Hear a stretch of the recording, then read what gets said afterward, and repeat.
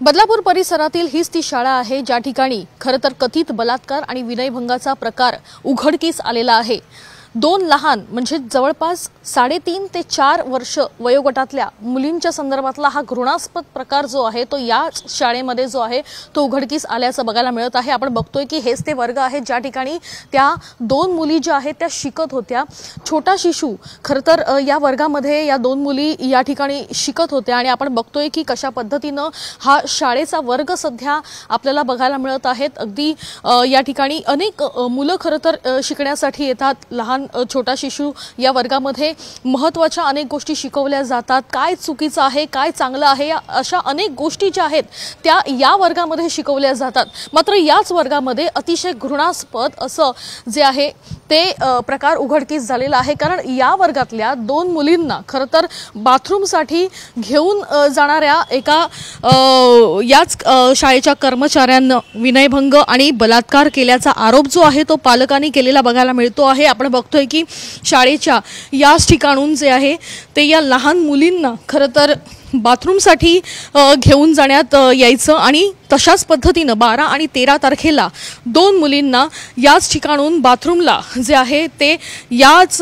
शाळेच्या एका सेवकाने नेलं आणि आपण बघतोय की हे बाथरूम आहे आणि याच बाथरूममध्ये खरं तर हा प्रकार जो आहे तो झाला असल्याचं दिसून आलेलं होतं। खरं तर या दोन मुलींच्या बाबतीत अतिशय वाईट असा हा प्रकार झालेला आहे आणि आपण बघतोय की बाथरूमला जेव्हा लहान मुलं जातात त्यानंतर खरं तर त्यांच्यासोबत महिला सेविका असणं अत्यंत गरजेचं आहे। मात्र हा रूल जो आहे तो शाळेने तोडलेला आहे हे या प्रकारावरून सिद्ध होतं। आपण बघतोय की याच ठिकाणी खरं तर हा बाथरूमचा परिसर आहे। मात्र बाथरूमच्या परिसरामध्ये कुठलंही सीसीटीव्ही तुम्हाला या ठिकाणी दिसून येणार नाही।